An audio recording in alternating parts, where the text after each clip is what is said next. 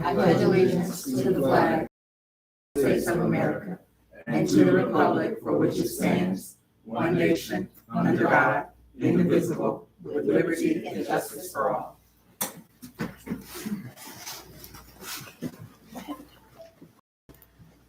We're now ready for public participation.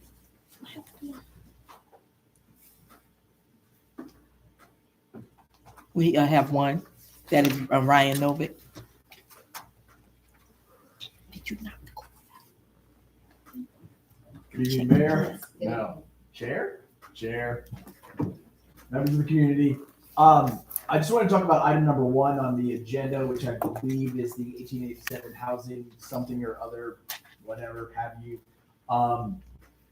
As I was going through the information, it looks like there is a very low, and moderate income requirement for a lot of the programs that are eligible to receive funds, assistance, etc. And that moderate range felt high, up to 140% of mean income of Eatonville, which for a single individual came out to be roughly $95,000-ish of salary. So one, that seems like a pretty fair salary for someone to then receive assistance.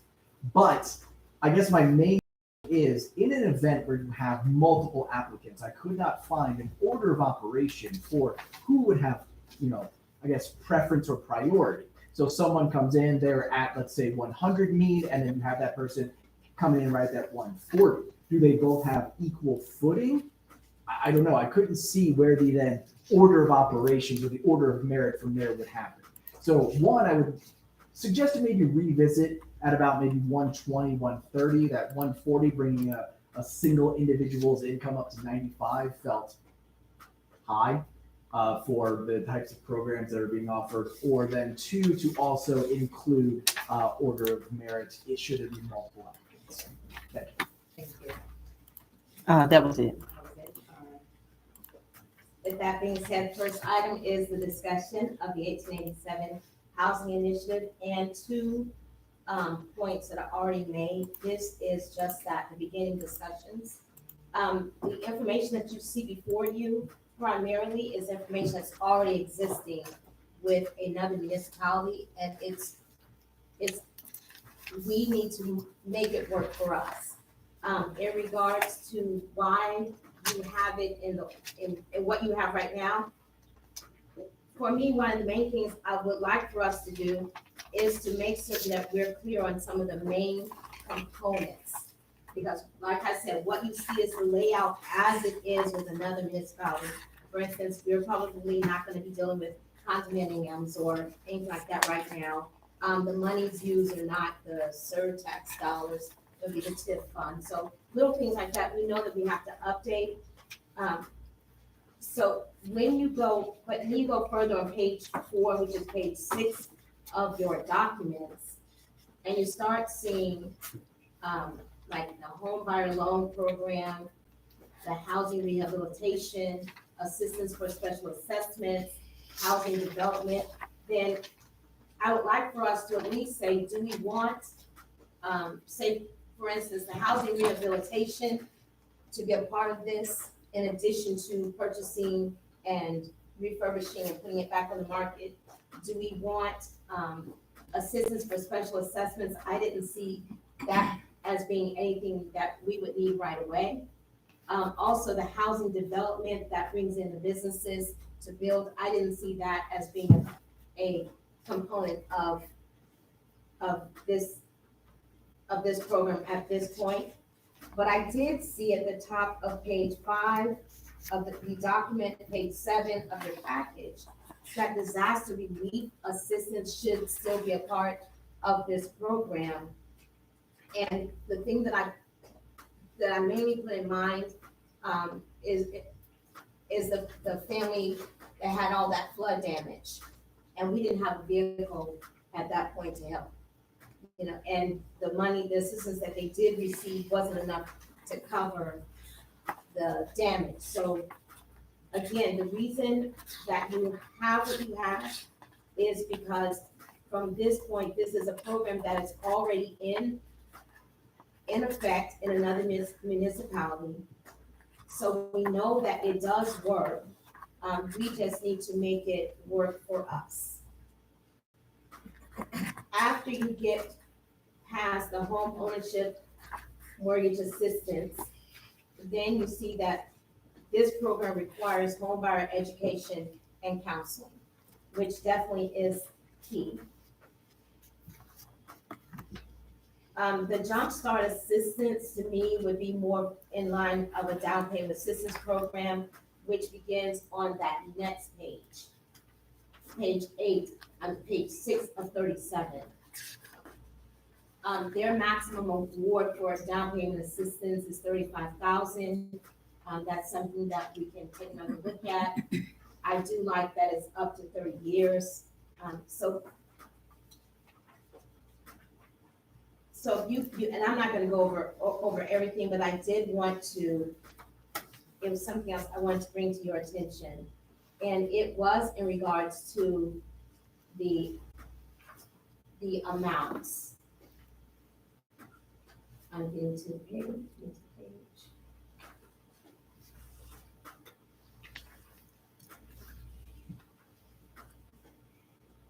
Which is page 20 of 37. That's the income and mortgage limits. That's not actually page, just one of them.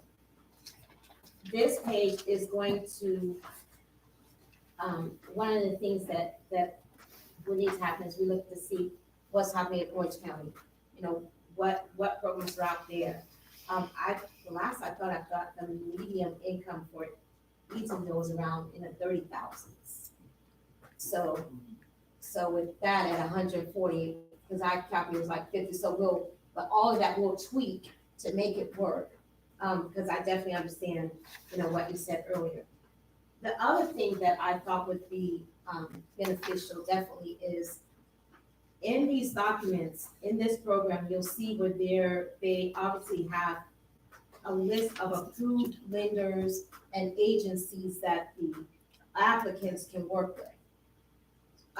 We also have, like, we bank with, as a town, the CRA's accounts where they also have the CRA programs, community reinvestment. Can't remember, but we can go to have them take a look at the program as well, because we'll be looking to them to qualify and pre-approve some of these buyers. And there was one more. But in any case, what you have before you is the beginning workings of the program. By mid-December, when we come back together, a lot of this will be geared toward specifically Eatonville for the solid program, because some of this probably won't apply. But there are a lot of great components for you to go ahead to take into consideration now. So that being said, if there are any comments at this time? I have a comment. Yes, Comments. Yes. Good afternoon, good evening, everyone. How will this benefit the CRA? How will this program benefit? I know it will benefit homeowners, home buyers, but how will this benefit the town? well, one of the jobs of CRA, it fits right into the plan of CRA. Number one, we can, if the home is a home that is sightly, and we are going to improve the home, we're improving the value of that home, the homes around it. So the value, you're improving taxes and tax receipts, tax revenue. So with that being the case, we're doing just what CRA's jobs are. That's the first thing. The second thing is the money that's used to purchase the home, the buyer has to have a first mortgage. So some of that money is coming back. The only monies that the CRA probably will not recoup in the transaction will be any down payment assistance that is still needed. If there's a margin that needs to be met, that won't always be the case. So are you saying that we will have homes that we have already invested in for buyers? Will we be purchasing a home, buying homes, or buying homes that are in blighted areas for this kind of program? I'm saying for this program, we purchase any home that's gonna be available.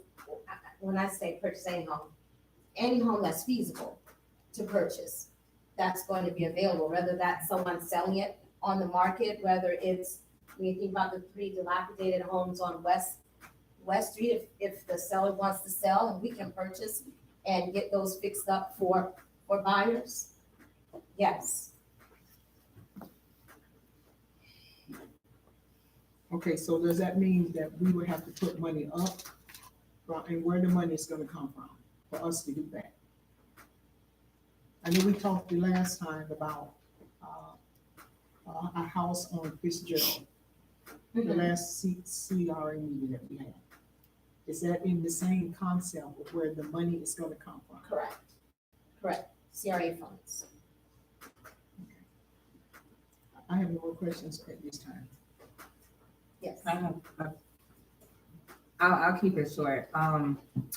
I thank you for clarifying the origin of this packet. I was like, we just started talking about this. It's a 30-page packet. Somebody got to work immediately. And I also agree that it's a great blueprint to kind of pick and choose and customize a program that is complementary to the very intricate details of the town of Eatonville. Of course, I'm gonna ask again, like I did the last meeting, that we schedule a workshop if possible, so that we can loose term freely discuss pros, cons. I was hoping that legal could kind of get in there. I know there were some questions the last time we discussed this about what we can and cannot do, what restrictions we may have. In addition to that, some community partners, even in just the introduction of this topic at the last meeting, I personally had a chance to sit with a couple people in the community, couple entities in the community that are just as interested in these same goals as we are, that might be able to alleviate different parts of this, for lack of a better term, burden. Financially, marketing wise, research study wise, and then even to broaden this program to not just assist those who might need quote unquote financial assistance, but see how in this program we can target maybe former residents of Eatonville that might be interested in moving back. Maybe you don't need per se the financial assistance part, maybe you need the home buyer education part. If there is a part of this program that's not just geared towards people who need the money, but people who want to take up stock in Eatonville, or for instance, people like myself who grew up in this community and found an opportunity to move back to this community. Some of these programs that I did see in there would have been extremely beneficial at the time, but just with that mindset, building something maybe from scratch that we can add on to every year, or add on to as the dynamics of our town change, that would encompass pretty much meeting this goal. So I won't get into the 4 pages of questions that I wrote down, but I do want to see if it's possible, to schedule an opportunity to workshop this.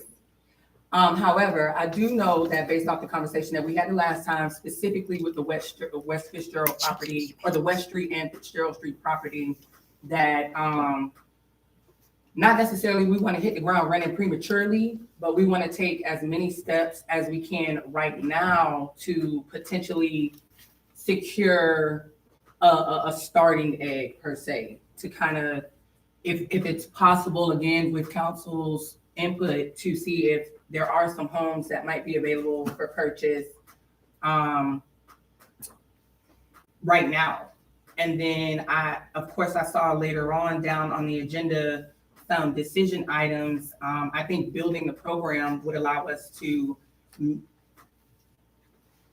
assign a more realistic budget, unless this is a one-time thing and we're not going to come back to this, because again, speaking of the budget, the numbers that I have are a little bit different than what we discussed the last time. So that was a point that I was going to bring up or whatever, but just trying to figure out what we want to do to really figure out how much we want to spend, to Director Randolph's point, where this money's going to come from. This might be in there now, but based off the tip that we get or based off the county monies that we receive on an annual basis, is this a one-time thing that we're doing? Are we trying to make room for this in the budget every year? What does that look like? Are just some of the things that I was interested in having a conversation about. So I'll save all of this for a workshop, but if that's after all of that ramble, that's my request, that we try to schedule a workshop to really invite some other people in, as well as, like you said, customize this to the current dynamics and potentially future dynamics of the town of Eatonville. Yes. I'm in concurrence with Director Chris and Director Randolph. I think it's a feasible program, but a couple questions I had also when just evaluating and looking at other things. Chair, about how many homes are you trying to do per year on this program? I mean, that's hard to say. I mean, when you talk about the value the value of the homes as they're being sold and the amount of money in our CRA account, like right now, I would think, at least just starting off one home. Because one of the things I was mentioning in the last meeting is, let this be a trial run, which takes me back to the documents that we received. Because of the intricacies of such a program, then for me, it just made sense to get a program that is already out there, has already been vetted by their legal, and then we start working from something that's a legal document already in existence. So back to your question, right now, just one. But if I just saw in the news of one, to make certain that it works properly, right? But if the sales are dropping and we can get two, and we can get them refurbished within the amount of money that has been approved, then two, because part of that money is going to come right back into the account, because they have to get a mortgage. And the down payment amount is going to be determined if, honestly, they should have to be made to seek down payment assistance from the county or whatever's out there before we use extra money for down payment from our CRA. They can use what's already out there. So depending on what they're approved for, what we're selling it for, if there's a margin, down payment assistance that we need to provide, then that's going to determine how much money comes back. And I keep hearing you say the word what we buy for. So is your notion that we'll be buying the properties and facilitating that way? Or what is it? The notion is that what's happening now, it seems, is that when a house comes up for sale, I mean, it's either we're not ready to buy, but for whatever reason, it's purchased. So if there was someone in the town that wanted to buy it, either they weren't ready, or they want, like the first property I brought to your attention, that was a cash deal. Which means chances are they weren't going to get approved through a lender if you have to get an inspection on the home. So, and how many of our buyers can get a cash deal, on their own? So this will kind of leverage that. We can do the cash deal. So yes, my idea is that we get the home because we can do it quickly to get it back off the market, so that we can then prepare it for someone in the town to buy it. Turn a couple two questions to you. Have you had a chance to peruse this document? I have, yes, sir. Yes, sir. So you had a chance to look it over and all that? Yes, sir. So my question is, with a program of this magnitude that we're trying to, start up, what do you see the pros and cons of it from your legal experience dealing with this? My understanding of the program is that it was supposed to be for buyer's assistance, which it does fit within the aims of CRAs when they were initially started in 1969, and what this CRA was started on in 1997, which is to alleviate or to address slum and blight within an underserved community. And so from the standpoint of allowing individuals to have home ownership in order to fill in the gaps of slum and blight, this program would fit within the parameters of Chapter 1 of the chapter, Part 3, as well as the CRA plan. Also of interest, my fraternity brother was actually the chief of staff for Miami-Dade County at the time that this program was initiated. I was actually texting him. I apologize. That's what I was kind of doing just now, and just kind of asking him about, how's that program working and the success of it. And going back to my text, it is something that he was saying that was very beneficial for addressing the needs within the community. So from the standpoint of the program, what it is set up to do, is it allowable, is something that I double checked and things that I've seen. And I actually have a copy of the old CRA plan. I made sure that I brought this up as well, just to make sure that it fits. And it does fit within the plan as well as the aims of the chapter, the appropriate chapter for CRAs. Can I piggyback before you continue, before I forget my thought? Is that okay? Is that okay? While you're discussing that, and that was something else that I kind of thought about was, I know that our CRA intentions as well as our CRA plans are a bit more specific than just general quote unquote home buyers assistance. So I'm assuming that when we tweak this program, we tweak it not just to fit the plan of the CRA, but also to fit per se the current needs. Because again, to my point, if you have somebody that doesn't necessarily need home buyers assistance, or if you have a home that's not slum and blight, and you have a resident in the community that says, hey, I want to sell my home, but it's not slum and blight, where are we restricted at? And I know Miami-Dade is extremely big, and I know they got multiple districts, and again, we're going to tailor this to the town of Eatonville, but to piggyback off his question, where do the lines blur? Did I jump too far ahead? No, you Okay. actually are going where I was kind of getting ready to go into, because I know we got to be very careful when it comes down to housing, when we get into HUD and all that, because then you get into discriminatory practices and all those kinds of things. So that's why was with you that we need to probably have partnerships with other agencies that's not of the town to help facilitate through this, because what we don't want to do is get into discriminatory practices and stuff like that. While still serving our community, Right. erasing slum and blight, and then also setting up the current and the next generation to kind of give us another 135 years, if you will. Right. And without, and now I think you said it was around, Chair, around 30-some thousand. I think it was 27,500, 28,000. So, For, median income in town. I've heard like 32,000, but we'll, But, or we just go to the county, which is what most people do. right, use the but county. this, with someone making 32,000 and we trying to get ownership,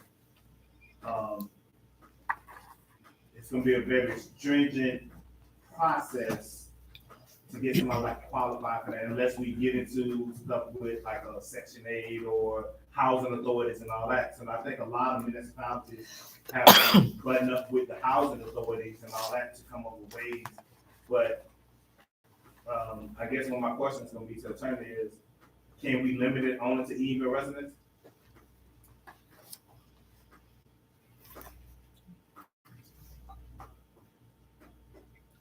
The only limitation that I can see, Board Member Daniels, is as to the location of the property and not the identity of the individual. And by that, I mean, if it's an individual someone that comes into the town of Eatonville and they purchase a home and they qualify for the program for whatever reason, You cannot say, well, if you're not physically in Eatonville, you cannot participate in this program. That's my initial thought. Now, let me do some research on that. Just so long as the property is within the boundaries of the CRA, which is the town of Eatonville, and it meets the criteria that is set forth, I believe that any property would qualify, and any individual who owns the property would qualify, is what I'm thinking right now. But that's a great question. And I would want to do just a little bit more research just to make sure that it wouldn't be restricted just to residents. But my thought and my belief is that it wouldn't be restricted to residents, but would be restricted to properties within the CRA area.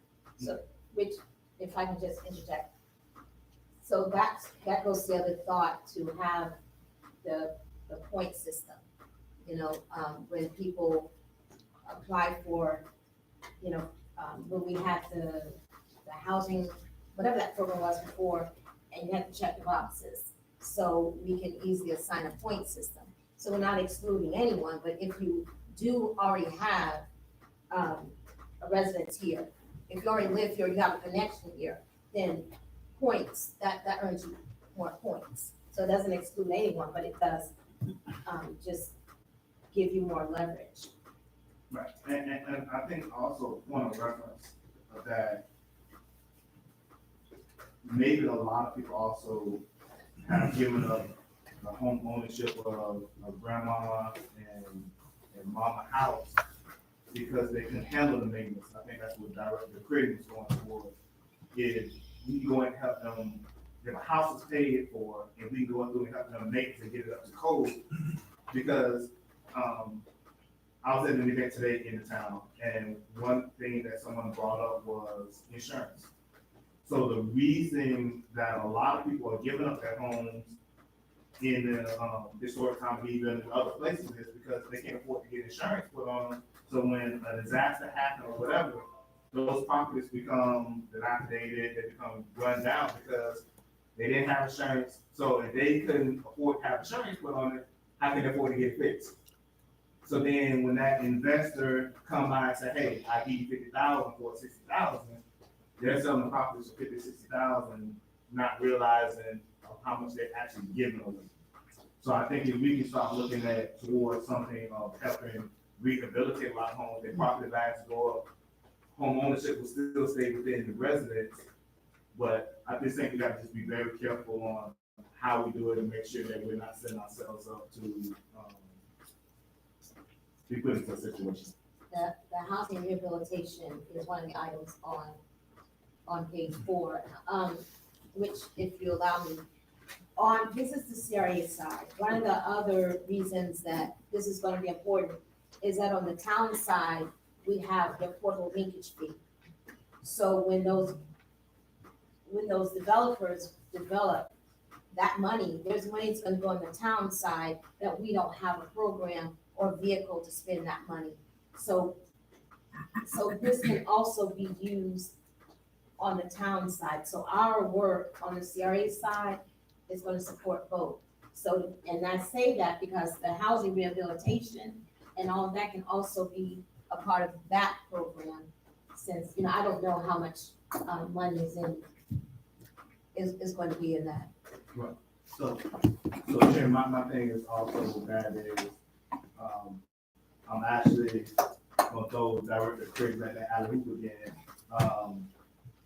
I think we do need to workshop it. I think we need to bring in different community partners, and then we can start telling a program, a more cohesive program, if we have other people that's doing it. Because I think if we try to go in, because we talking about in the next item, 350,000, how much are we getting in now for the CRA each year? 3 plus, The town puts in so much, and then and then 2 on top of it. 50, and like $500,000. I think it's like 3 something. So in December, it's gonna happen again, this, And I know that changes as well. So that was one of my questions, like, are we, and I know I was kind of putting the cart before the horse by asking that, because I know we'll get down to that or whatever, but just bringing that back to your point, if we, in my mind, if we build a program, then we can establish a budget. And then knowing that all of those funds circle back, you know, those taxes, that tip, they all circle back to the town, to CRA, like the chair was saying, having that vehicle. I mean, again, I don't mean to put the cart before the horse, but yeah, I think building the program to accommodate specific goals should be done first. And then if I may, do we know if this program was a town program or was it specifically a CRA program? Because it didn't specify. It said an ordinance creating. And I did code of see the Miami-Dade highlights. County. I Right. did see the highlights where we would go in and we could apply our own ordinances from the town side, or we could apply our own resolutions from the town side to accommodate this specifically to the town. But I just wasn't sure based off the title if this was specifically designed by a CRA or if this was something designed by, like you said, the city of Miami-Dade or whatever the case is, as a general program, which led me to my question of where do the lines blur? Can we accommodate this specifically, which I know we're getting ready to work on as well, specifically to our plan? And then, because again, even if you're talking about the different types of programming there, you talk about the housing rehabilitation, you talk about the properties being in the town of Eatonville, you talk about people that don't currently live in Eatonville that maybe want to move back to Eatonville. Is there a way to encompass all of that in this program without crossing the lines and without the agency taking a major hit? Because again, if we were to go down the line and we were to spend $350,000, yes, we are going to get X amount back in every year, but some of that is sitting in our pocket. Some of that is pocket change, not money that's revolving. Some of that is savings per se, not necessarily something that we'll have every year. If we spend that $3 now, even if we sell that house before the next budget cycle, how do we guarantee that that money will be there every year for us to continue this program, et cetera, et cetera? Just, again, I got 4 pages of questions. You know, I don't want to keep y'all for 2 hours like we did the last time, but I do want to kind of hash out some of that just to have a more clear understanding of how we can meet all of the goals. And I think for, like any other program, it lasts as long as the money is there, number one. Number two, sometimes there's money out there, but then they want to see that you've had the program for 2 or 3 years. So if you never have a program, we don't have a program to write grant money for, you know. And in regards to the 350,000, I put an amount that I thought it's up to 350,000. I honestly don't think it's feasible to, if a house is 350,000 and then you're gonna upgrade it, right there, when we look at the income levels, I don't think that would work. Yeah. So I put up to 350,000 so that we don't have to keep coming back and forth for the budget. But realistically, I think that maybe a home is gonna sell about right now because they said that the market is slowing down. So I'm saying what, 220,000, 225,000, and then you put maybe to update the bathrooms and the kitchen, which is usually what people, that's where your value sits, and then you just kind of renovate the rest. That, you know, maybe 275,000, and I'm just throwing this out because this is for discussion. If it's around 275,000, I think that's more likely that you'll find someone that can fit into that home. But I think most of the average houses in Greenville, last time I looked, was about 265, 275. That's been selling for. So then you're talking about adding another 40,000 in, so you back at 315, hoping that nothing else comes up wrong with plumbing, major plumbing, electrical things on it. So I just think I think it's a program that could work.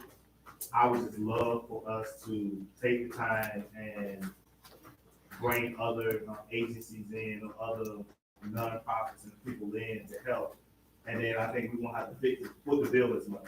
Because maybe we're the ones that saying, hey, this person needs to get into this house. Maybe an attorney, you can help me out if that's possible. Maybe we'll help with down payment assistance, 20, 30,000 there. Now, how many more people can we service compared to one walk or 300,000? And like you said, that house is sitting there and all those things. I think those are avenues that we can look at as well. And that goes back to what I said in the beginning, that's why I was talking about the lenders, because even because of the different components, there are specialists in each of these areas. So the home buyer education counseling, I know the help CDC or whoever they are, I've already spoken with them.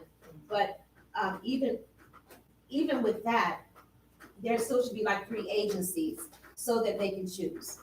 Then when it comes to the lenders, we want lenders that we vet, at least we vet. They don't always have to have that lender if they've been pre-approved and they've gone through their home buyer education counseling program, but at least if we vetted, say, 5 lenders, that we can say, hey, here's a list that we know their programs, if, they work with you or whatever.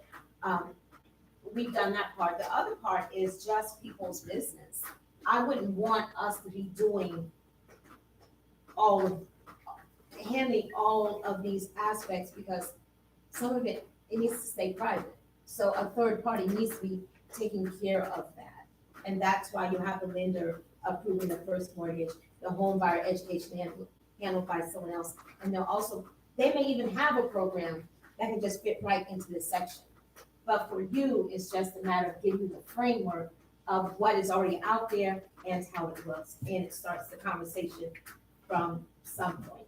That was why I brought, because some of these areas I don't see us doing right now, especially the housing development that we give money to developers to build. I don't see that right now. Yeah. So that wouldn't apply. And I think we talked about earlier with the bank CRA, the Community Reinvestment Act, that's just saying that the banks had to come back into these blighted communities because they were doing perpetual lending and wasn't giving money back to certain areas. So that would work with financial institutions, and a lot of them are willing to work along with that, but that's what we have to have, that skin in the game also, and just work through it. And that may be another source of funds, not just our CRA funds, but our CRA funds might be great to get it started. Ms. King, I saw you just gonna say something. Madam Chair, may I ask a question? In terms of workshopping it, do you want a workshop, CRA workshop, or would you like to bring this before the stakeholder meeting? Because there are other agencies and other stakeholders. I don't think right now, I like the program, but I think we don't need to move forward with any of this until we get a CRA director. We need to get a CRA director. This has been going on for a long period of time. We wasted a lot of time that we could have been more advanced on what our goals and missions in order to us to do exactly what we are supposed to do. So I'm in agreement of a workshop, that it should be tabled for a workshop. However, I don't see anything moving until we get a CRA director and get the proper steps so that way we can go ahead and move these programs in the manner that it should be handled. If I wanted to respond Yeah, to Madam Ms. Chair, King's yeah. question. I do feel like, and forgive me, I lost part of my train of thought, but I think that it both would be good, is what I'm trying to say. Both, okay. I think, of course, we want to have our bearings together so that, not that we don't look goofy in front of the community, but just so that they trust and they know that their feedback is welcome, so that we can build a program to maybe fit some of the community needs within, of course, the parameters of our authorities under the CRA. So I think it would be, of course, important to chop it up amongst ourselves, bring it to a stakeholders meeting, look for some, absolutely. Even in its preliminary stages, chop it up amongst ourselves, bring it to a stakeholders meeting, await some feedback, bring it back to the table, maybe chop it up a little bit more to better customize itself to the town's needs. So to answer your question, I think both. In response to Director Randolph's statement, I agree that having a director in place would be a great way to get this program started. However, back to the chair's point, I think that the urgency for this program, and not to work irresponsibly, but I think because this is our expertise, our field of expertise, and because anybody who's been in this town long enough can kind of see the foreshadowing of everything that's happening around us, even as the next generation who just recently purchased property here. I think it is high time for us to do something about this now. I don't think that we should delay this until we find a director. And I don't mean to jinx us in any way whatsoever. Of course, a director is on our highest priority list or whatever, but this is too. And if we go 6 months without a director and we put this on hold, there's no telling what will change. I know that the study for impact fees is going on the town side, that the moratorium has a time limit on it.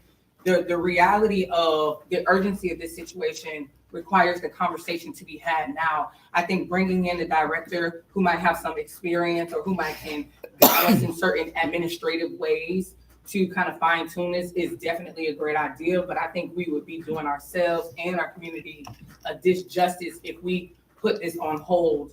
I know it's November. I know those tax bills just recently came out. And if you're looking at it, then you're wondering, very much like Director Daniel said, if my insurance is going up, then my taxes are going up. How can we maintain this community to a certain degree without losing it to the hands of those who might be more equipped to handle it right now? What resources can we pull together right now that address this very urgent issue without, of course, dismissing the need for a director? I think it would be remiss to hold off on this.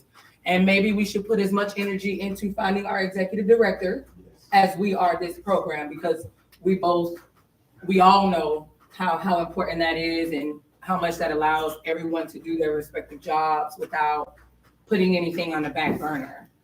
Just my comments. And I was about to say, I agree both with Director Critt and Director Randolph. We definitely have somebody, because we don't want to be the ones facilitating something like this or handling paperwork and all that. It just don't look right. You got to keep a kind of like a separation. Also, since we're talking about the home part of it, have we thought about anything towards businesses? I was coming back to it, but I'm glad you got it. Oh, okay. Small businesses. I mean, that's been the backbone of our urban communities and all that, is having small businesses come in and be able to help facilitate. That would help drive also home ownership. A lot of times, a lot of small business owners, they live close to where they work. So if we have, we got CRA property that's across from CRA building, right? That's on Main Street. Have we thought about investing any kind of money, maybe putting a building, finding a way that we can put a building there, put a hub there for small business to be able to come in and facilitate out of it? It's just things like that I think that we can be also looking at. But I think also one of the key things is we do need to have executive director in place. Let me quickly address Go that. ahead. So there is, it's not a ton of interest, but there is interest in the director position, number one. Number two, if we do bring in a director, we'd still be going through these same steps because we approve the policy. So we'd still be going through this. Secondly, the third thing, and in the absence of a director, I still have to push it along, because that's what I have to do as chair. And then there's actually a fourth thing. Prior to teaching, my background is mortgages, so I have 15 years. So it's not as though there isn't someone that somewhat understands it. But as I stated before, the idea is that you have specialists for each part of this that will also be a part of the conversation. Just like when, with the problems with tobacco, you had the tobacco companies in on the legislation needed in order to fix the tobacco problem. So definitely we need to keep it moving. We can't just stop the show because we don't have a director, but that part is being worked on. In the meantime, I mean, to me, we need to move forward on Vice Chair. Attorney Jackson, I think we've been having this conversation for a while up here on the board. As far as money or funds being used for infrastructure, are we able, as a CRA, to use money for infrastructure improvements in the town? Under very, very restricted circumstances, yes. Just so long as the infrastructure projects are not within the CIP of the town and has not been within a period of 3 years, there are ways that monies can be used for infrastructure projects, yes. Okay, because we were always under the assumption that we couldn't use anything, so there are some funds. And every question that I had has been answered by this board, but I'm really like leaning to using funds to help with our infrastructure as well. Whether we can use some for the housing, which is a great deal, and some for the businesses, to help the businesses involved, and get them established. But to get all that and not have water or infrastructure improvements, to me, like the way the cricket said, put the cart before the horse. So that was one of my main things.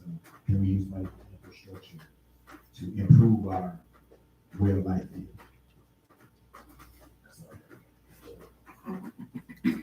If I can come back to a thought I had when Director Daniels was speaking about the commercial properties that the CRA owns, I was definitely going to ask if this could be a parallel type program that we're building, not just for the residential side, but of course because we know that we currently have those types of properties. So if we do have, like you said, like a point system where we build a program for some of our entrepreneurs in the town that might assist them the same way we're building a program for our residential constituents to get into a home, build a program for our business owners to get into, a business.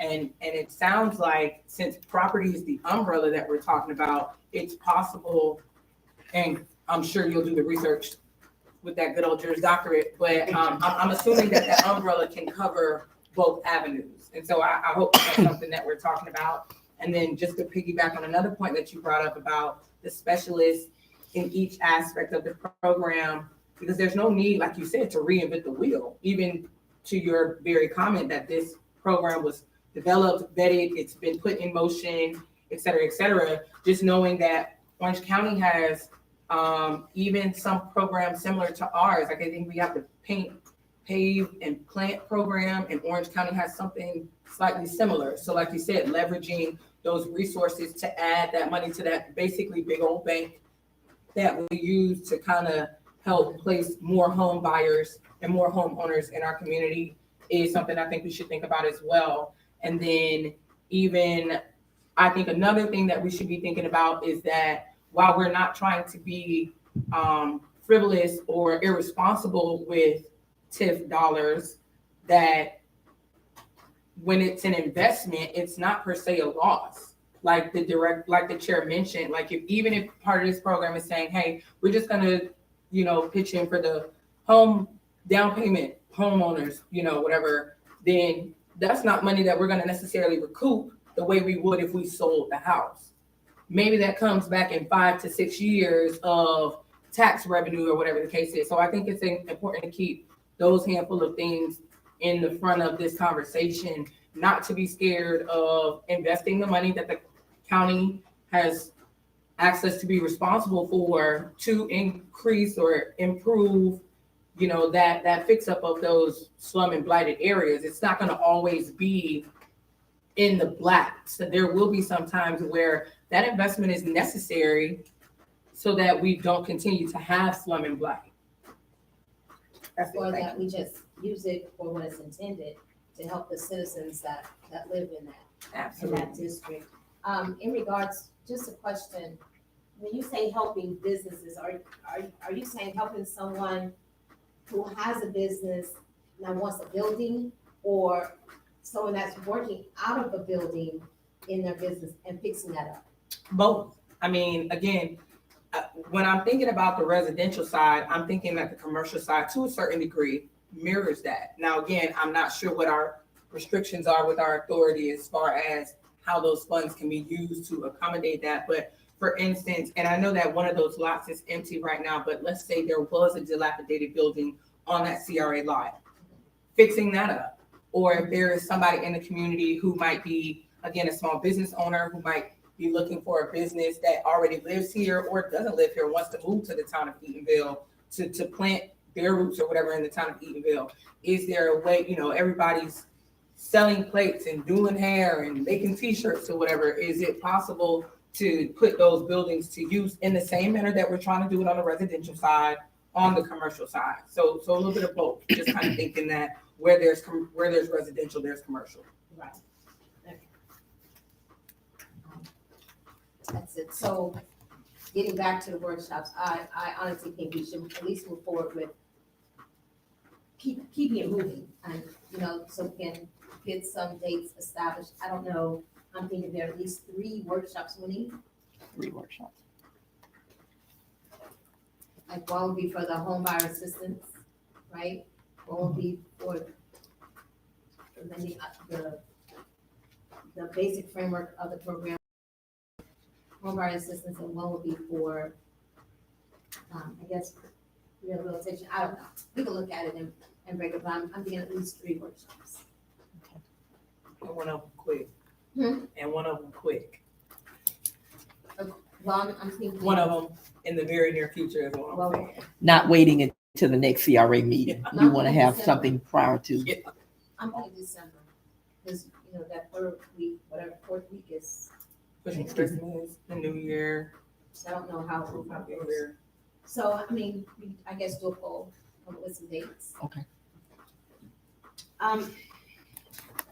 If there's nothing else to be said about that, the next item was establishing funding for the 1887 housing initiative. I know it seems like, wow, why now? But there is an urgency.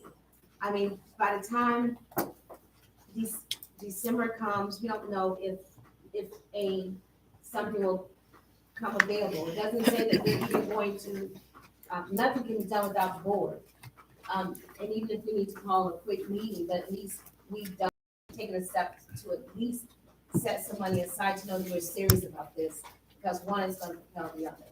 So whether it's 350,000 is a lot, it says up to, doesn't have to be, but at least consider going ahead and establishing the funding for this program. Yeah. Yes. Before we go into that, I'd like to put a motion on the floor to table this item until we get an executive director. Okay, anyone else? Are we gonna vote on? And because it's a resolution, I need to read the preamble. Is that a motion inside a motion? Should I So read you want me to go Should ahead? read it, should be a question. But if it's trying to take it, we need to read the resolution. You ready for me to read it? Yep. Well, but if it's tabled, we still read the resolution? For Well, the sake of the business. technically, it should have been read first, and then Right. it should have been. Then, yes. Right. Okay. So go ahead and read the resolution. Okay, resolution CRA-R-2023-24, a resolution of the Town of Eatonville Community Redevelopment Agency, TOCRA, Board of Directors, authorizing the establishment of the 1887 Housing Initiative, providing for conflict severability and an effective date. All right, you've heard the resolution. Do we go ahead and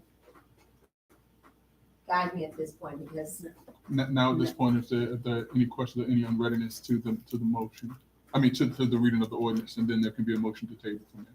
okay, are there any questions to the reading of the resolution? Mayor, I move that this item to be tabled until we get an executive director. Do we have any authority to discuss it before we table it? That's what we're doing now, yes. Okay, so. Or that's I what have you a all are question. doing, I'm sorry. I have a question before we get to the tabling of this topic, so that potentially it could be incorporated into the next conversation without having to ask the question, then come back again. My question is, and this might sound minuscule, however, is the titling of this program up for debate? There's no title to it. I know it's minuscule, but I'm asking for a reason. It's not, Is it something that we can change, like the name of this program? we don't the name have a of this program, initiative? so we really. The name of this initiative? Okay, I'm just asking, I know, I mean, you know, something that we could discuss down the line or whatever, but before we table it, if we're gonna go ahead and table, I'm assuming we're tabling this specific resolution as it reads. And Yeah. Right, yeah. Okay, Yeah. that's why I'm asking my question before we, So, I'm gonna say so move, and we need a second, if not, then we'll have a second. and second with potential questions or discussions Right. prior to the tabling. Okay, I just want to make sure I have my, right, but that's not how we led into it. We led into it because of what the attorney said. You know, so we can have a discussion before the motion is actually put on the floor. And I thought that's where we Right. were right now. okay, I'm confused. So move. second with discussion. Good discussion. All right. Go ahead, Director Chris. I know that the conversation to table this is coming up.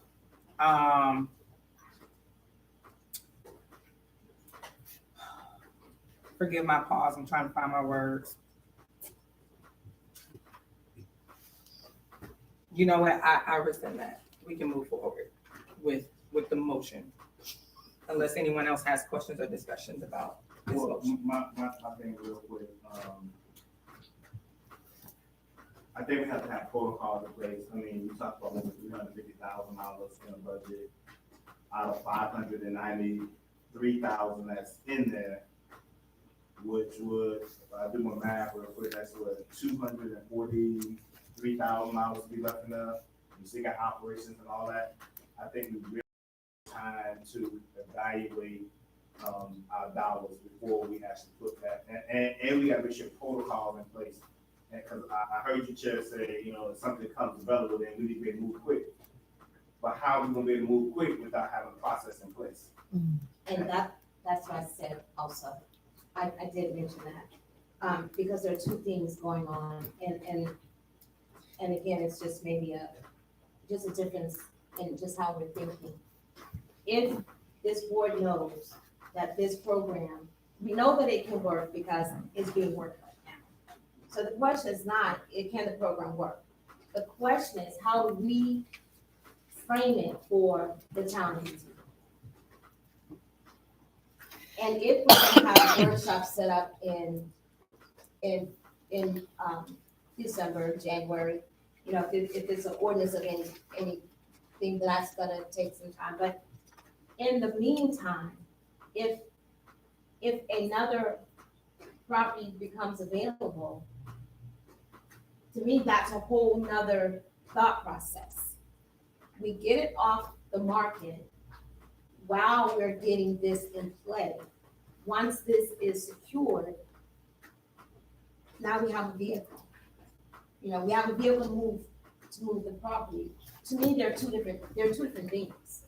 And I hear you, but one is not stopping the other. I mean, maybe it's just my sense of urgency. But and again, I said 350,000. It doesn't have to be 350,000, but it just makes us keep moving in the direction of getting a secure policy in place. Because if the house is purchased and we approve that it's renovated, now we have to move it. So I hear you, Chair. Oh, wait, and one more thing. In December, is when more funding goes into, so I did realize 593,000, 350,000 of that for this up to, and I knew that the TIP funding would be replenished around December or January. That's the right month, right? The town has up until December to pay. So I hear all that. And you said the property become available. So a property become available, we spent $300,000. We still got to go through inspections, supply chains right now, finding the GC, all those things. We could be 6-7 months down the line before there's any movement. Which gives us time to finalize the policy. You're thinking like I was thinking. And in the meantime, we have secured a place that we can make available for someone. That was my thinking. So how we did our feasibility study, do we know what's the average, per square foot that is costing right now for renovations? Do we know what that's running? That would be part of the RFQ. I hear what you're saying. I put 50,000. If you're just going to renovate the kitchen and this is my thing, it's not the whole square footage of the home when I think about the renovation of the home, it depends on the house. It depends on the house. If most homes right now, if they were built in the 60s or 70s, you need the kitchen done and the bathrooms redone. If it's a 3-2, you're talking about 2 bathrooms and perhaps maybe some repairs here and there. So, and I hear you on that, with the insurance industry right now, they're saying that if your roof hasn't been replaced in the last 10 years, you gotta replace the roof. We know the average roof on a small home is gonna run you $15,000 to $16,000. Then we start getting into mechanical and plumbing and the P. I just think we have to make sure that we do our due diligence and get some good numbers. So that's why I think that this should be tabled until we really get more information and let's just not just say we did something, but let's be intentional on everything that we're doing. If I may, to the both of your points, I do know that, and correct me, attorney, if I'm wrong, that we have the authority as the board. And again, please correct me if I'm wrong, but based off prior acts, we have the authority to purchase property as this agency. So I get why you're saying that they're separate, because whether we have a program in place or whether we're building one, we have the authority per se to go purchase property. Do I necessarily agree with this specific dollar amount? I would like to see if it's possible to discuss the discrepancy in the numbers. I do have former meeting notes where we knew that some of these numbers would change. I know that CAO Presley provided us with, I guess, the most recent budget at the last meeting. And I know that we did agree to move those funds to programming and grants under capital outlays and the budget line of others. But if it's possible, before deciding on a number, in addition to all the other things that were mentioned, if we could just verify before deciding that number, what that actual number is, I would be more comfortable moving forward. And I hear you, Director Creighton. I guess one of my main things too is the transparency and what is our strategic plan about it? Are we just gonna buy houses, say we bought a house? Because that becomes a very sticky situation that if Ray selling the house and we go buy it and we just buy it to say we bought it, and then we don't buy it from ABC 1, 2, 3, then what's the criteria? How do we decide which houses we're buying? Because that's gonna be one of the main things that's gonna come to constituents is how are y'all deciding on whose property? Now, we have a strategic plan and say, hey, we're gonna do it from Lemon Street to Lime Street in a particular area that we're looking for. That's one thing, but just to be sporadic all over the place, how are we gonna justify, or how is gonna be our criteria? I agree. I do believe that there should be a method to our madness. But I think without getting into a language that I don't speak, I think that if we have a certain level of authority, we should acknowledge that, even if we decide like, hey, okay, you're not gonna just buy anything or whatever, but at least if something does happen while we're in the process, then we have the capacity to do so. I mean, this might be something I need to get with staff on, exactly which properties are currently in our possession, Right. you know, what we're doing with that. And that's kind of, So, I'm kind of thinking that, I mean, I'm not a curator, but, you know, if I had all that or be able to see it, maybe that's something that we need to look at also. I concur. They would see, y'all lost me. They would see what? Director Daniels, you want to clarify? So what I'm saying is, aren't we already sitting on properties right now? So we're talking about right now, and this is my thought process is just, we're sitting on a property on the other end of town right now. That's in our possession, correct? Correct. But we want to go out and fix up another home instead of fixing up the one we already have. Are we getting a lien release and a, so the house itself, I think, is in the residential. It doesn't matter to me. You want to fix it up and sell it, then do it. I mean, it doesn't, if it's going to benefit citizens or resident, then let's do it. But it wouldn't take a program for us to do that. Because we're already in possession of that. It would take a program. No, we're already in possession of that, correct? It would still take a program of how you're gonna approve, who's gonna get it. We don't have a program. We have, if you just want to sell it, right? But if you want to fix it up, and this is you have to have a program, if you're gonna fix it up and put it up there on the market for a resident to buy it. I mean, I'm not, hey, let's. I mean, I hear you, but just say what you gotta say and let's make a decision. If you wanna fix that up, let's do it. I mean, don't talk in code, and I'm not saying that you are, but it wasn't that I didn't think about that house. Actually, I thought it was still going through a certain process. something going on with getting rid of, and I know this side is commercial, and I think that side is residential. It wasn't that I didn't do it, it's just I literally drove by this house one day and I saw the sign in the window. And I thought, boy, it'd be great if somebody in this town could get that house. That's the only reason this hit this table. If you as a board or have that house in your mind, then bring it before the board and say, hey, why don't we do that? And then we help a citizen. That works just as well.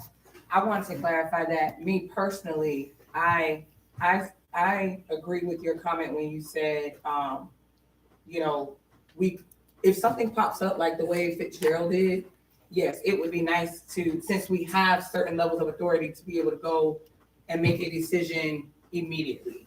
However, I do concur with Director Daniels in saying, because again, we own these properties, and I wasn't referencing that one because I know that one is a special situation, but even if it wasn't a residential property, like we own properties, we have the ability to and the authority to go out and purchase those properties because of our authorities as a board and an agency. But yeah, I do agree that there should be some sort of method, even if we're in the preliminary stages of building our program. No, we don't need a program to go buy property. Absolutely not. But yeah, I think it would be responsible if there was some next steps that were in place, because even commercial properties, if somebody walked in the door right now and said, hey, CRA, is this property available for sale? What is the procedure when somebody walks up and says, can I buy this property from the CRA who legally owns it? So I agree that, yeah, there should be something in place, because I personally, as the newest board member, I don't know what that process is of distributing that said property. But I think we should also recognize that, yeah, we have the authority, program or not, to go buy said properties. So kind of a mixed love on both parts, you know.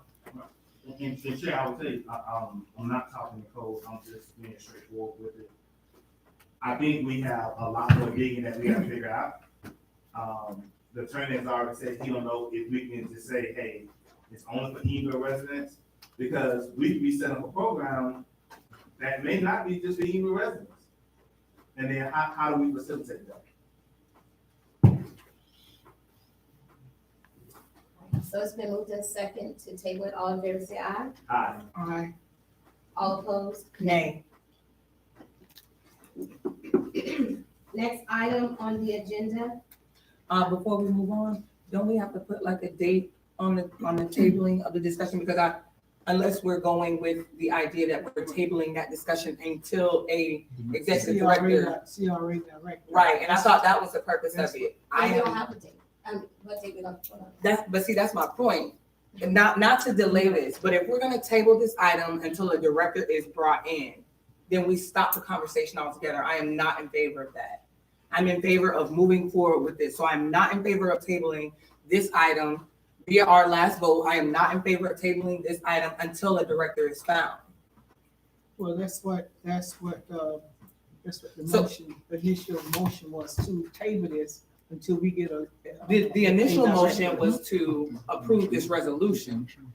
Then the motion was brought up to table this specific resolution until an executive director was found. So So, then let's get clarification. Yeah. The motion was not to table until we get a executive director. The motion was to table this item Table the item. for approval of the resolution. It was just a table item, not the executive director. It's a table.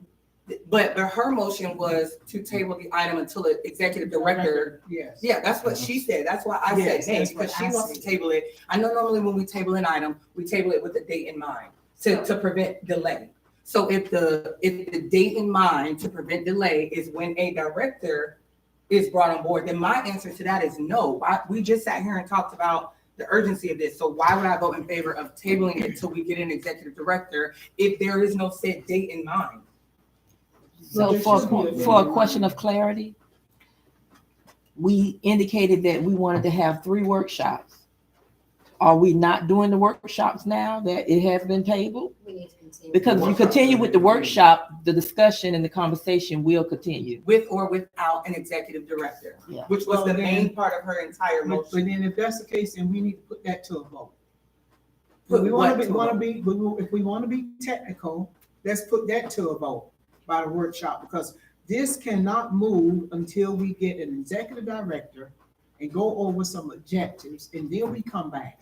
And that That's would the be pro- that's one the vote. proper, 1 second, please. That is the proper and respectful way to deal with this. And that would require a vote. So if it is your vote Yes, ma'am. a that vote. we don't move until an executive director is in place, that stops all conversation. Please correct me if I'm wrong, because the original motion was to approve this resolution as it reads. A motion was brought forward within a motion to table this said motion, table this said discussion until said time when an executive director is brought into place. To which every person on this board has 1 vote. So if that is the case, I just want clarity to what we voted on. Did we vote to table till an executive, did we vote to table CRA-R-2023-24 until an executive director is brought into the place? It was my understanding that the vote was to table it. And then board member Randolph was saying her reasons why she wanted to table it, not necessarily that the motion was to table until a director is, but she was saying, I want it tabled until we, like, that's what she thought should happen. Can somebody do a second But I motion? didn't Do a see that second. as the motion, I saw the motion as it being tabled. But maybe we need to rescind all the motions. and then we Just- start just- over. Just because I want to make sure that we all understand what we're voting for. Because I hear Director Randolph's very important point, and I also hear the chair's very important point. I just want to make sure that we're all under the understanding that we're voting for or against the same exact thing. Because it does not sound like that's what we just did. So, Wait, attorney. And Madam Chair, because there is some confusion as to what the vote was about, because I've heard Board Member Crittenton and Board Member Randolph say that the vote was until the executive director is brought on board, but I also heard, and correct me if I'm wrong, Board Member Daniel said he thought that it was just to table the motion at this time. My hearing of the motion was that the motion was to be tabled, and that the unreadiness was, it was to be tabled because there's no executive director on board, meaning that was the reason for the motion, but not the reason to hold the motion until an executive. That was my hearing. And it seems as if there's some misunderstanding as to what the other board members heard. Because of that, Madam Chair, my recommendation is that the motions be rescinded and that the proper vote with proper understanding of each motion be given at this time. I have a quick question though. In the absence of a director, who's the director? Technically, chair. the chair would So serve we're in that never capacity. without an executive director.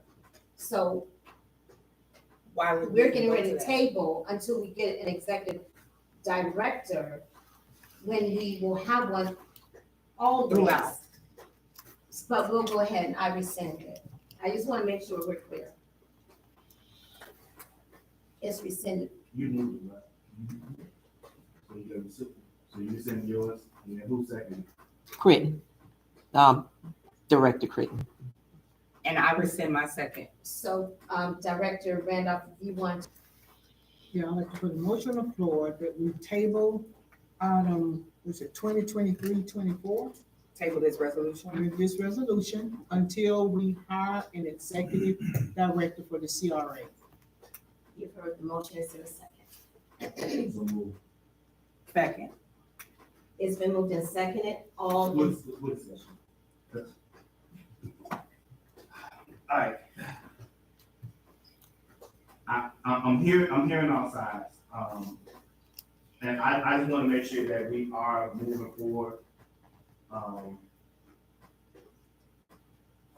And we're not stagnant.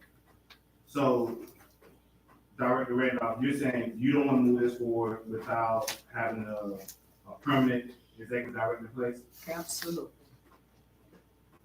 The initiative in and of itself, the 350, are we tabling the entire conversation? Let me make myself clear. I'm not against this program here.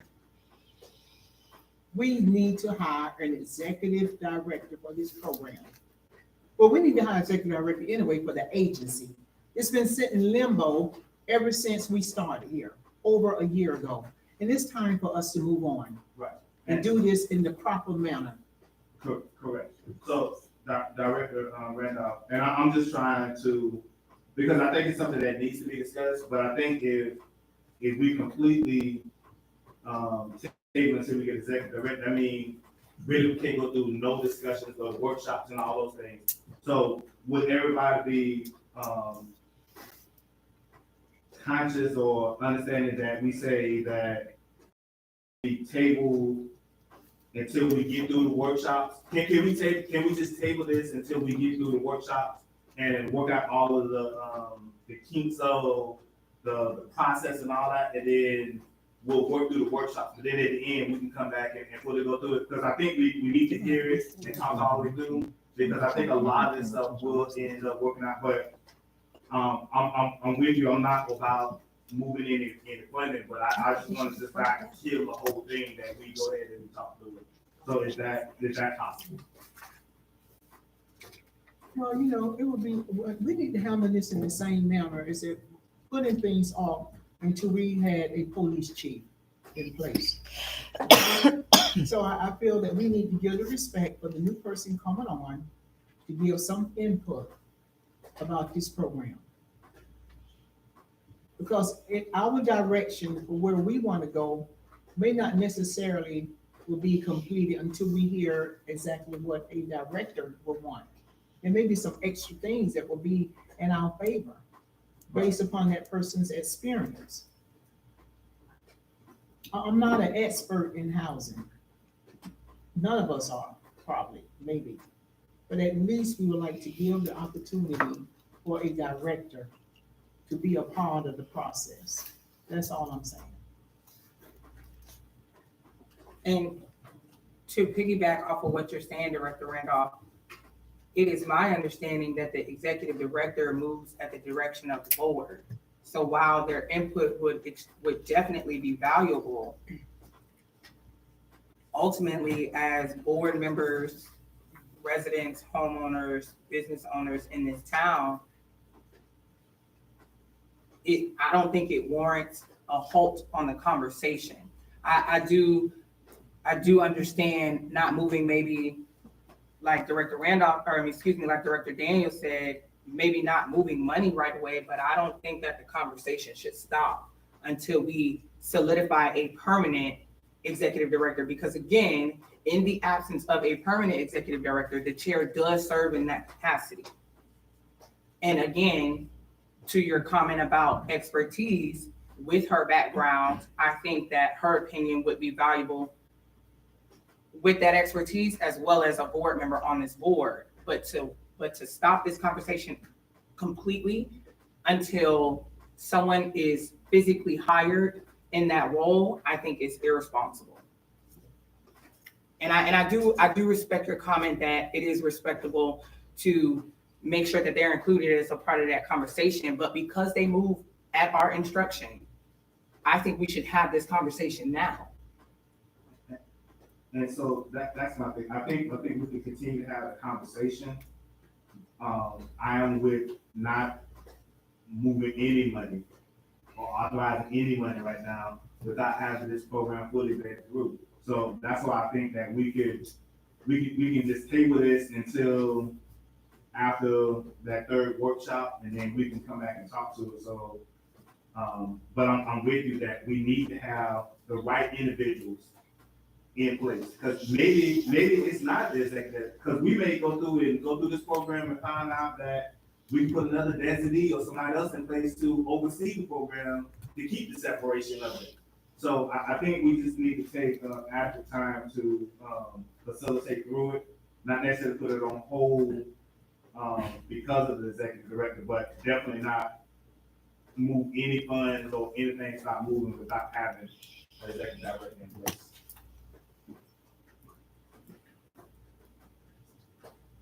All right, it's been moved in second. Is everyone clear on the motion? I just want to make sure everyone is clear on the motion. The motion to table until an executive director is, Table this resolution. until an executive director is hired. That was the motion placed by Director Randolph. All in favor, say aye. Aye. All opposed, nay. Nay. I put a motion on the floor that we table. Wait, did you vote on this one? I'm saying nay, but I put a motion on the floor that we table this until we complete the workshop series, and evaluation of this program. Can you repeat that, Director? I put a motion on the floor that we table this CRA R-2023-24 until we finish the workshop series and put all the necessary documentation in place. So moved. Is there a second? Second. It's been moved in second. All in favor, say aye. Aye. All opposed? No. We do a roll call. I didn't hear all five. Director Randolph, No. Director Critton, Aye. Director Daniels, Aye. Vice Chair Daniels, Aye. Chair Gardner. If I had to say it like that, I could say aye. I guess aye. Thank you for doing that roll call. Okay. Just to make sure. Yes. So, I Can you give us a vote on the other one, please? The table until executive director is hired was a 3-2, 3-2. 3 nay, 2 yes. Can you give me those names, please? We didn't do a roll call, but We didn't. we didn't do a roll call, but the resolve was 3 nays and 2 yays. Okay. So this is tabled until we go through the series of workshops.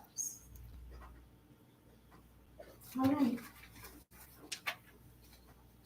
The next item, final item, is the approval of resolution CRA R 2023-23. Resolution CRA-R-2023-23, a resolution of the Town of Eatonville Community Redevelopment Agency, TOCRA, Board of Directors authorizing the Kennedy Main Street beautification upgrades, providing for conflict severability and an effective date.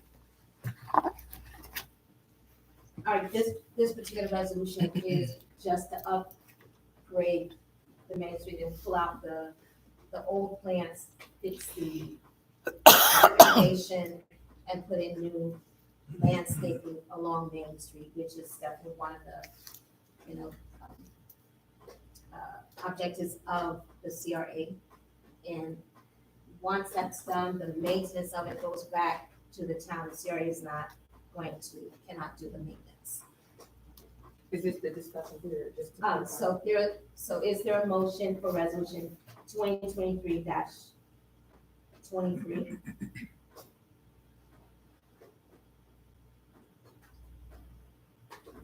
So I move that we approve resolution 2023-23. Is there a second? I second with discussion. Oh, okay. Here you go. We was all confused. Does anybody else want to go first? Yeah, attorney, can CRA funds be used in this manner?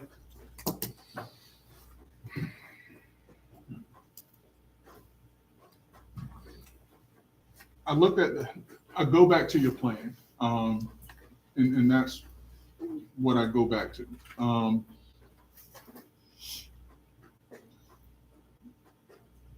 Based on the CRA plan, there was some provision written in as it related to theme development and different things like that that may fit into this category.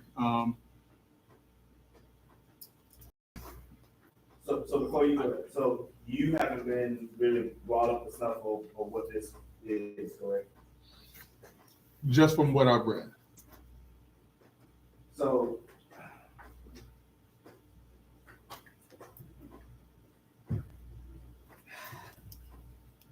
I'm really, I'm all about beautification, but I'm struggling with this. I'm struggling with,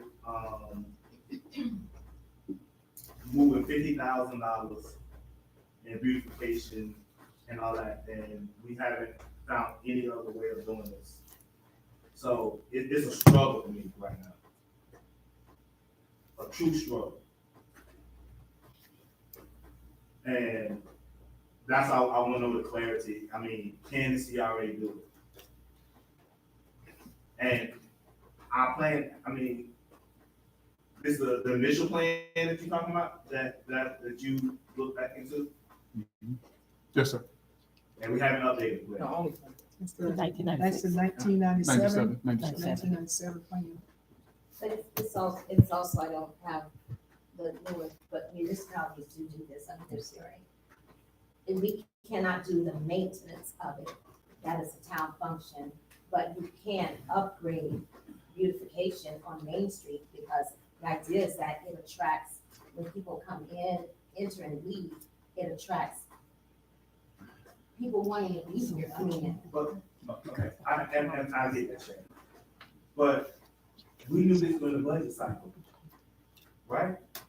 We knew this during the budget cycle that if we wanted to do this, why wasn't, I mean, we're less than 60 days in, and now we're saying, let's move 50,000, and we just try to move 350,000. That would have been $400,000 today going out in a CRA, possibly. I'm just not comfortable with it right now. And I think we might need to go back to the town side and talk to our town constituents and figure out a way of getting this beautification done. Director Grimm. So I just wanted to clarify, because I saw in the adjustment form the term infrastructure.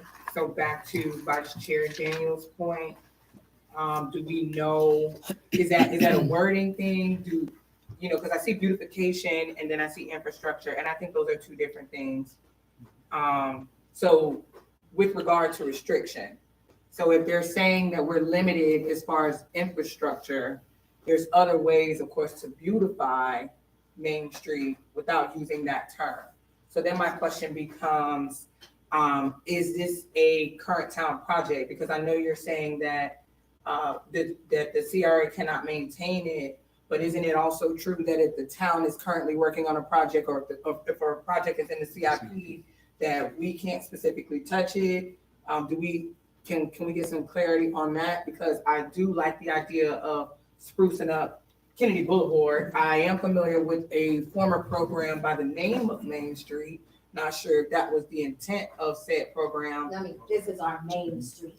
Okay, so that's separate from the former This is not program. going to any Okay, main street program. okay, thank you for the clarity, but She just just confirmed. just knowing whether or not, and maybe, I don't want to hash this out too long, of course, drawing it out unnecessarily, but just kind of understanding what limitations we may or may not have in that aspect. Do we even know if that's something that's being done on the town side? But that was creating, and that's what I was thinking too.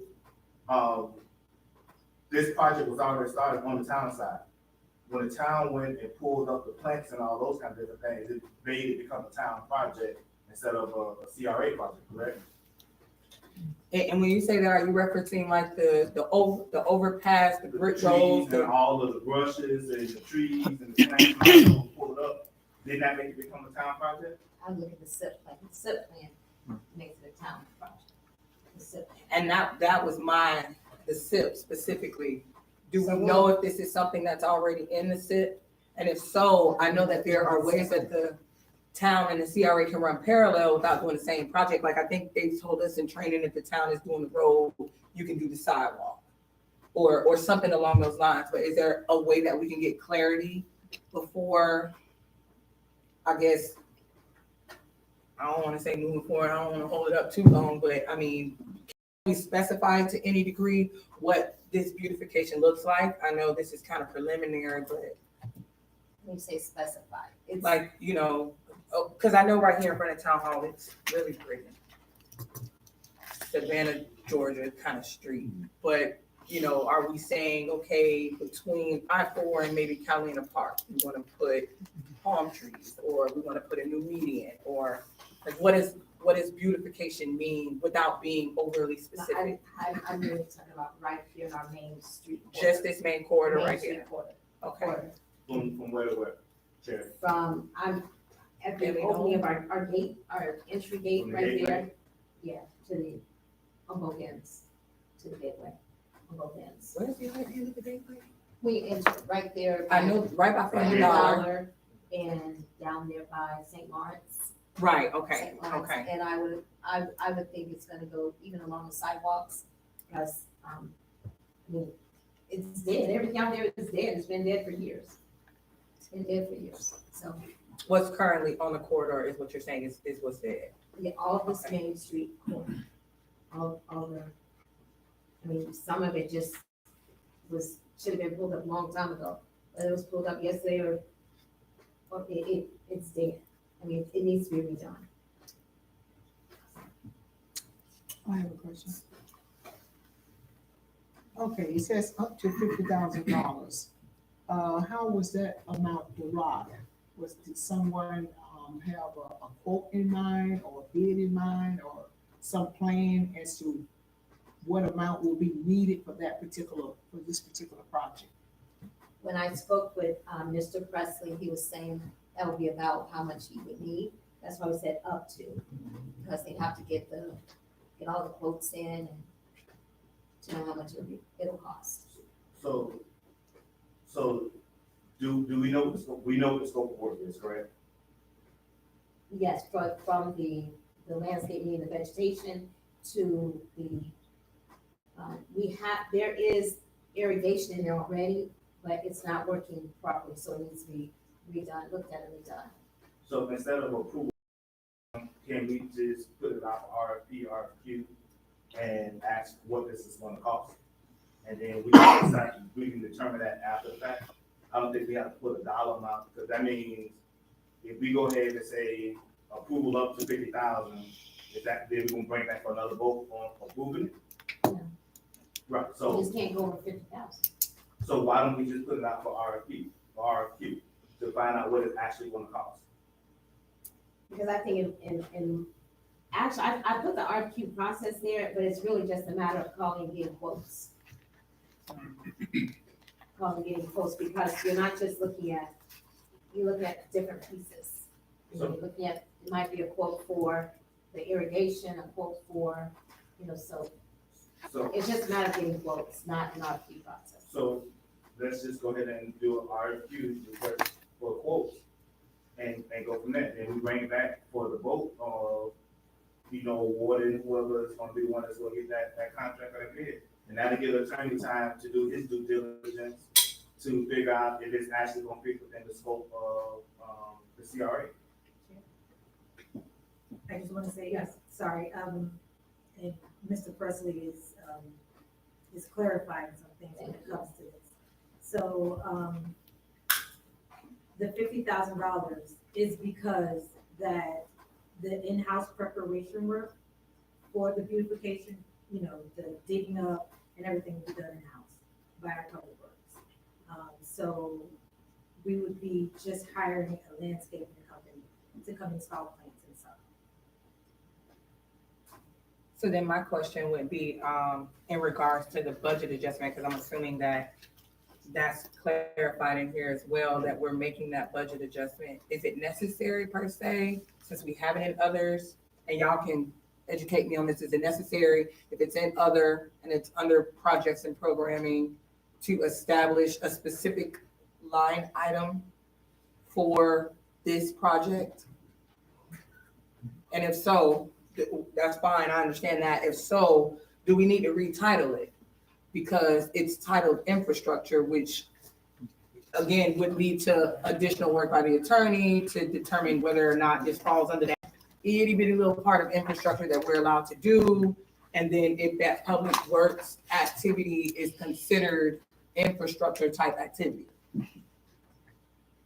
Because I wouldn't want to approve it under the title of infrastructure or get involved with the conversation of infrastructure if we're restricted, and then we It's have not to. Utilities, you have above ground and below ground, and I know what you're saying. Okay. Above ground and below ground infrastructure, this is not, utilities, underground utilities. Okay, because when Public Works came into the conversation, I was like, okay, here we go again. So, okay, so should we retitle that?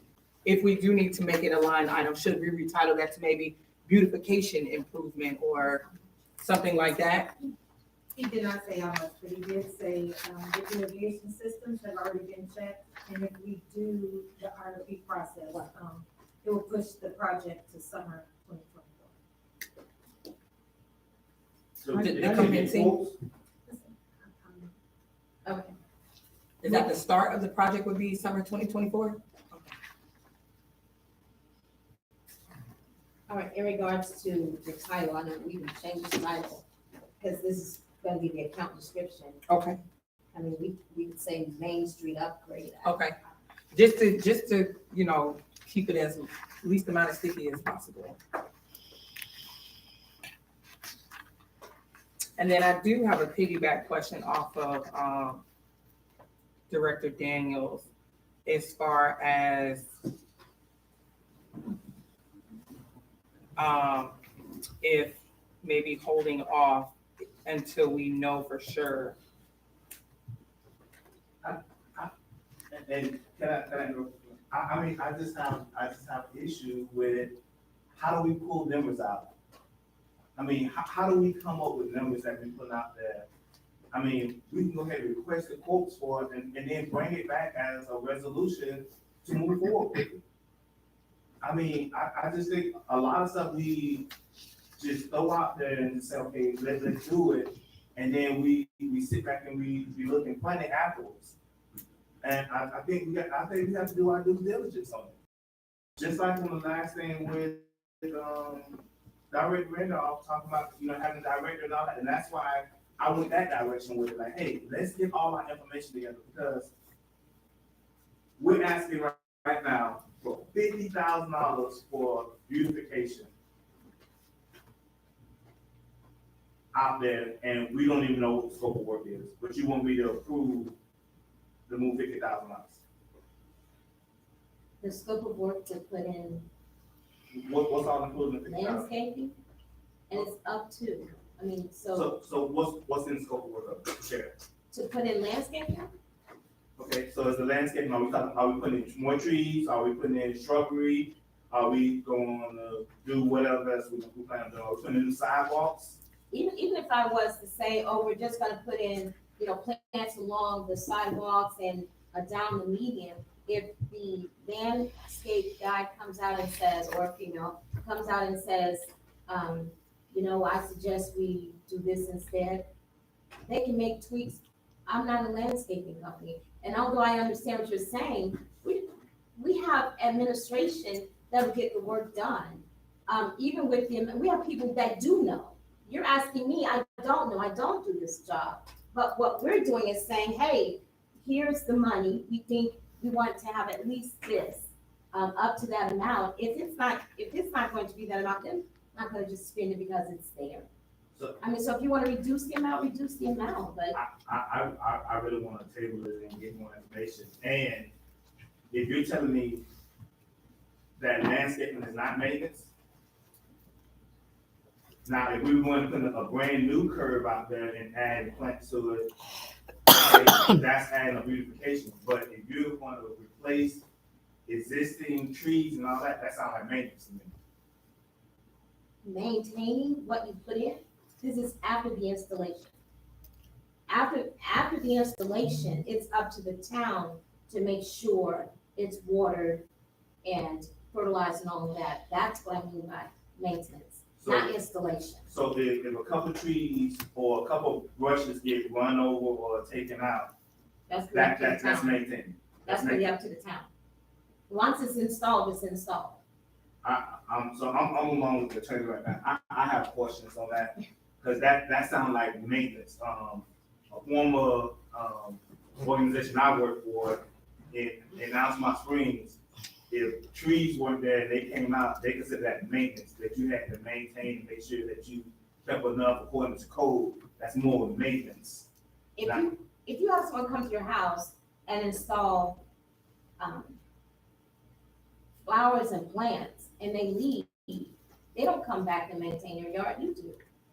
That's installation. And that's what this is. Paying for the installation, it's gonna be for the town to install it, to maintain it. This is with your house. So I'll ask you this question again. We did not know this in the last budget fiscal cycle that we wanted to do this. It's a budget. It's a budget. We put $593,000 to the side because it's not been decided how it would be spent. It's a budget. $593,000 is the balance that's in that account, correct? But my point is, let me Right. finish. My point was, there was a chunk of set aside. It is a budget. It's not set in stone. It's a guide. And here we are saying, okay, let's go. We want to pay $200,000. That wasn't in the budget. We went through the whole budget process. That wasn't mentioned in the town's budget. So, it's the same. So, hey, it's been, was it moved? It's been seconded. All in favor to help maintain the Main Street for the town up to 50,000.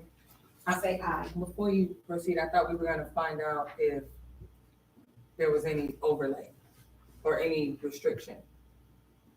Are we not waiting on that? So is that a table? No, again, We have to there's a table motion it. that you have to, there's a This motion. is not a new process.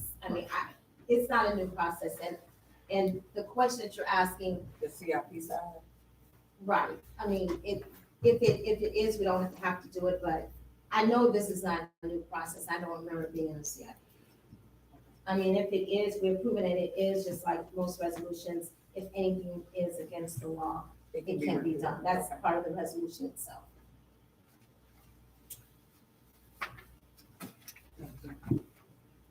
I don't have my budget with me, but what line item is that from? Let me see that on the budget. Excuse me. It's right here in capital outlays under programming and grants. Right here. Yes, ma'am, under other. And they want to establish a new line item, which we would retitle to move from this other project to here. Yes, ma'am. So that's $70,000. The $5,593. Oh, 593. That's 70. Okay, I'm looking in the wrong line. Main Street program. No, this one. So programming and grants. Okay, I got it. Okay. Yeah, I'm on line, yeah. Under others. Yes. Yes, ma'am.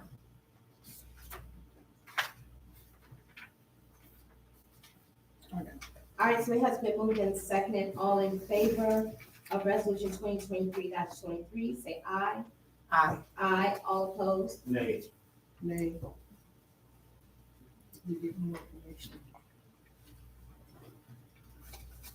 Do you have it, Ms.? I Yes, didn't- I didn't hear mhm. everyone. It failed. 3-2. That's the last item on the agenda. Oh, sorry. Attorney, do you have any? No report, Chair. Director Marlon?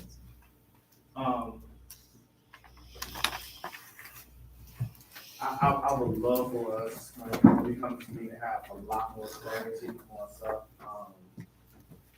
Also, I am with Director Randolph, so there has been applicants put in, I'm hearing, for CRA, correct? Chair, Applicants or resumes? what's our process, is a resume or application? I mean, it's just like, if you're interested in something, you might send a resume, that doesn't mean you apply. I don't know if it is application. But do the people know that they have to submit the application? Because I thought now, so I mean, we No, have, but what we have in a resume, if someone might say, hey, I'm interested, after talking, never mind. I mean, so so how many resumes do we have? I only know one. Okay, have we contacted that person? No, actually, on her resume, she says that she would circle back around, Yes. to contact us. I was making sure that's what I read too, yes. I didn't hear what you said. What? I couldn't hear. In her cover letter, for her resume, she said that she would circle a background to contact us when she's ready for an interview or when she wants to meet. So she would get back in touch with us. Ms. Washington, can you provide me that resume, please? Actually, I can send it to the entire board. Thank you. Because I think that's, when we talk about tactics and stalling and all that, if a job is open and somebody submit a resume, submit an application, we don't have to wait till all of the applicants turn their stuff in. We should automatically be set up interviews and moving the process along. So we decide to close it out or whatever, we can make that decision and then be able to move forward. Attorney, I definitely want to know more clarity on CRA R 2023-23 on this beautification, and just to make sure it's within the guidelines of CRA. Besides that, the property that we have on the other end that's been going through the county, I'm just choosing how I say things. Where do we stand on that? Are we referring to the Wilder property? Or The wild property and the property right next to it. the notice of lien release has been prepared, and I will be following that with the comptroller's office in order to fully execute the release of the lien. Okay, and then the property next door to it, That's related to the eviction and all that. I'm a Dixon. now that particular project is being handled by Attorney Shepherd. Okay, is it possible for you to get an update and just send it out to all of us on that, so we'll on and go ahead and close it out? Yes, sir. And I have another question I'll ask you offline, so, instead of saying that, I'll probably do. Thank you. Director Randall. Okay, thank you. Board member Marlon Daniels had brought up about the lien. He said it's being prepared at this moment.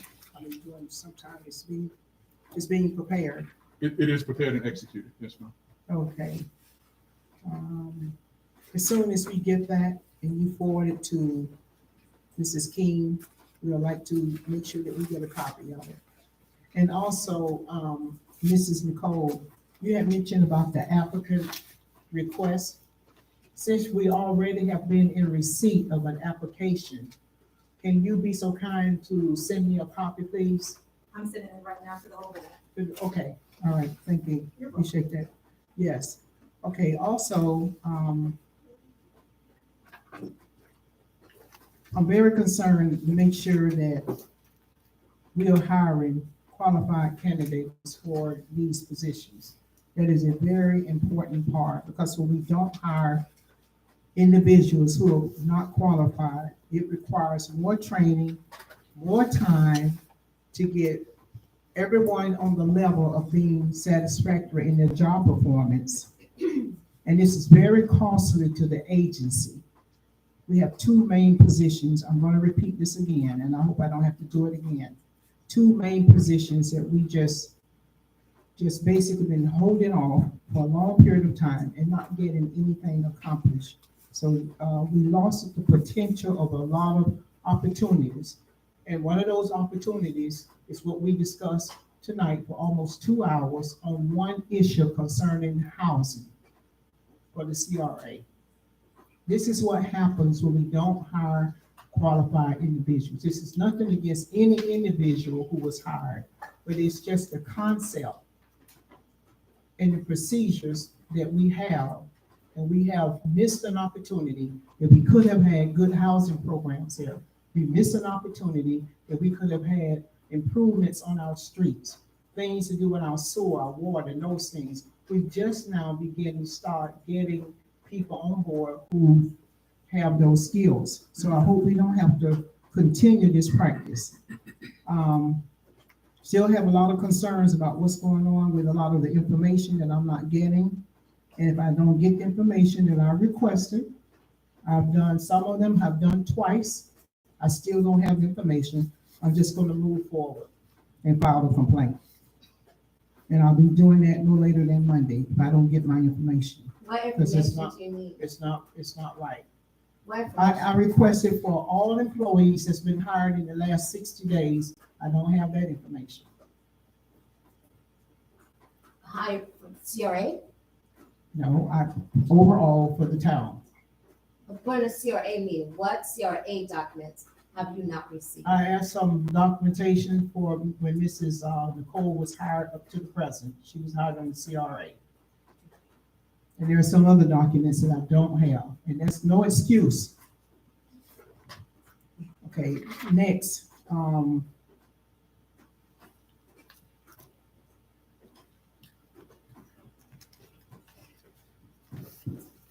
I believe that's all I have at this time. Oh, no, one more. Mrs. Wilder of the chamber, I know we had some expenses. She had some expenses that she had submitted. Would she be entitled to some compensation for her expenses that she had to move forward to get her building repaired or get it to the standards?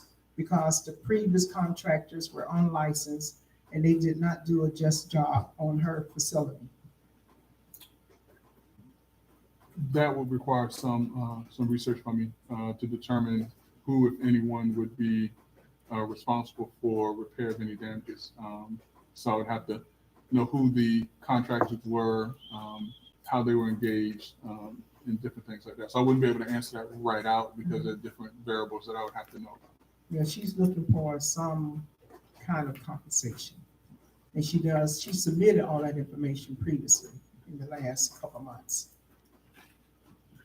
Yes. Okay, right now, that's all I have. Thank you. Director Christie. I don't have an actual report. I just have a question. Was there not mention maybe at the last meeting about potentially increasing the budget or the salary, that we have listed for an executive director? Am I imagining that? I thought initially it was like 56,000, and then it was raised to 65. if I'm not mistaken. I remember that we did approve 65 in the budget, but I thought recently, since we approved the budget, there was a verbal consensus to potentially look at raising that some more. No? I think that what you see is what was Well, approved. Okay, Thank you. Other than that, happy holidays, y'all. Vice. Yes, once again, asking the attorney for the situation with the signing of the previous executive director $71,000 check. I'm going to need, I guess, clarity or some type of reassurance that that process was done correctly. Because you can't tell me that the statute says you get 3 months and then $71,000 check signed just because his contract says so. I'm asking again for the record, I'm asking for that clarity or some type of general attorney, I guess, statement to let me know where we stand as a board on that. Also for our records, see if our computers and inventory are up to what we had before the executive director left. Example, we have 5 laptops, 2 desktops. We have 5 laptops and 2 desktops, and also the rumored wiping of the computer system. I'm asking for that. We did get confirmation that nope, we're good. Nothing was violated or anything was tampered with. We are good. I'm asking for that again from this board. Thank you. Have a good holiday. Just real quick, Vice Chair, if I may, with regards to the information regarding the check to the prior CRA director, I believe I gave a preliminary opinion on that. However, this board voted to retain special counsel in order to move forward with that. Was asked to, in a sense, to stand down, as well as Attorney Shepard agreed that he was standing. So if you requested it of me and I haven't given it to you, that would be the reason why, Vice Chair.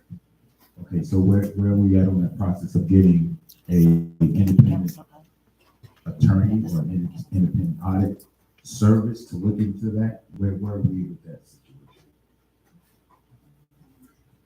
That was out of my hands. I believe that there was I assisted with drafting an RFP or an RFP, excuse me. I believe it was sent out, and there were no, and I don't know fully because it was out of my hands from that point, but I believe that it was sent out and that there was no interest in the RFP. What avenue do we take then to ensure that those funds or the process was done correctly, attorney? Because I still have issues with that. You're telling me one thing that the statute says you can only get 3 months. Here we are, this board, without being, I don't know if the correct word is notarizing what was about to happen. And then a $71,000 check goes to the executive director on his termination. I have issues with that. Can I add to that? If I'm not mistaken, I know that we, after not hearing from any firms on our original RFP, that we had decided that we were going to have the auditor take a specific look at that. And when the auditor came and presented, she could not provide much clarity on it other than the check was cut. But I think the more pressing question was, did the cutting of that check violate statute? Because I think that's where the difference lies. I don't think it was necessarily, was he paid via contract? She concluded that he was, but I don't think she took a look specifically as an auditor at if whether or not that contract lined up with statute, because she said she did not. So I know that even myself had been looking into if that contract was in line with statute, what that specification of employment was, being 1099 versus employee. There were some questions that were still in the air about that. So I don't know if that helps. And I know very much like you, we were still waiting on some clarification. So I'm not sure if that's something that we would have to source out, because I know that was part of our conversation, not spending $15,000 or $20,000 just to hire somebody to determine something as simple as, did it meet statute and what was the specification of the type of employment, because that would help us determine if whether or not something was done without understanding or inappropriately per se. Just to add some commentary to that in case any of us forgot. And again, I gave my preliminary opinion on that earlier. you sent to, as an email, I'm gonna go back. But I'm sorry, guys, I just still need where we go from this to ensure that I'm being a good steward of $71,000. Because if we didn't have to pay 71 and to pay 3 months, I'd rather do that than to pay the 71. So I need help before I give up, before I end my report. Can y'all give me some on clarity or insight on what I should do to help ease my mind with this $71,000?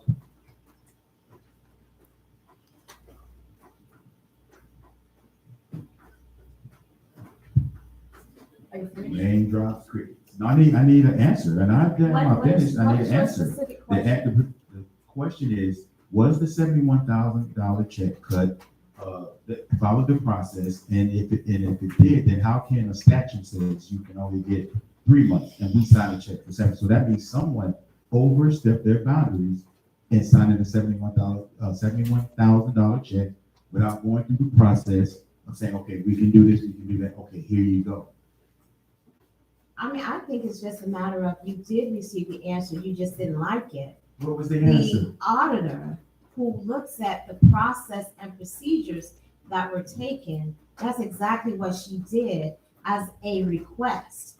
And standing right there at that lectern, she stated that there was nothing that was done out of procedure. Then the question was, well, who authorized it? And she said, well, the board authorized it. The board authorized the firing of someone in a contract. When that authorization through resolution that was incorrectly done, when that was done, then you authorized his termination, which if you recall, you even called to be certain that he was terminated. But y'all keep going back and forth. You would rather spend time on something that you did, but you don't want to take accountability for. And you want to keep saying that it was done incorrectly. If there is a law that should have been shown in that contract, then the attorney should have caught it and advised the board at the time that approved the contract. I mean, I don't have anything. If you have a question, I don't have one. This is no question. I don't have an answer This for is a you. comment, because that night moving before on. that night before that contract was signed, I asked the attorney at that time, did he review the contract? And he said no. That's Attorney Perry. You wasn't here. What was that? It doesn't matter. The attorney did not review that contract that night when I asked, and it's on record, because I was here. So therefore, that contract, whatever was done, was not facilitated or approved by that attorney at that time when they voted that night, because I asked. So I'm glad you said I came on board March 2022. The board at the time, y'all had 3 or 4 meetings. You even put it on the floor and you rescinded the motion. You could have done all of it then. Why you waited until after I became mayor, I don't know. But you had all the authority and the votes to do it. So if something awry was going on, it was way before I came on board. So You had the full authority and the votes to take care of it prior to March 2022. And you backed out of it.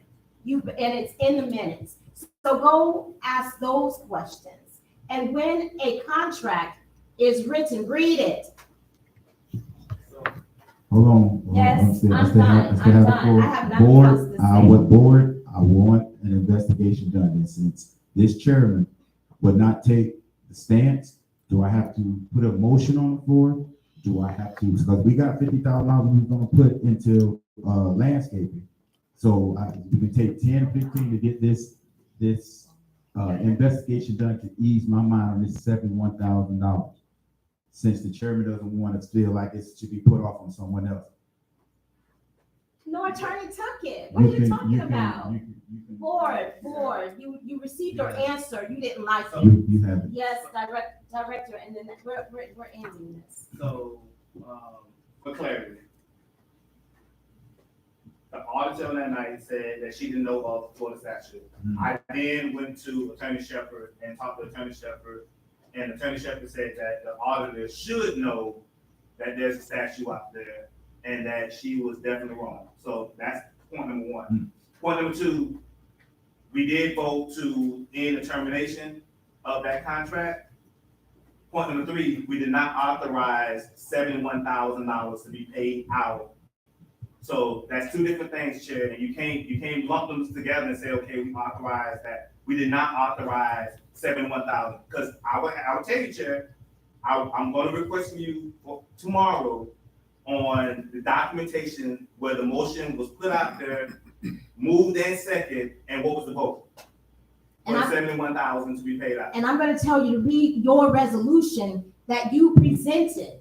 It said to fire him according to the contract, What? 5VB or whatever it was. Well, Chair, So that's it. I would also That's it. tell you to read the resolution. Y'all messed but I would up. also You tell- messed up.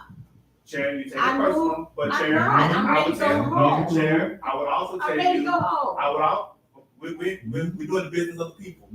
No, you're doing your business We're doing because you business- got we're your answer. You Chair, we're didn't doing the like business of it. the people, and then I also would tell you to, like you just said, we'll read the resolution where it says it takes 2 signatures on the check.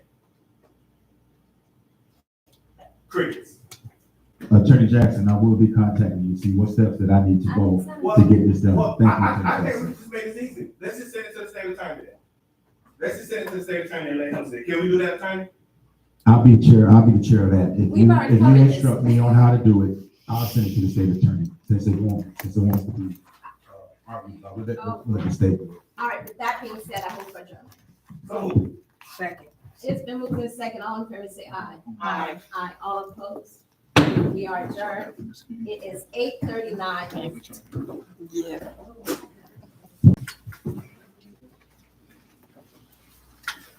Ms. King, with the poll, you just reach out to all of us and then see what dates work for everybody. Okay, now, I gotta start asking this question before I get too far. Okay. And don't tell my husband, because if he find out I'm still trying to work, he's gonna have a fit. I'm gonna turn this off because he might watch.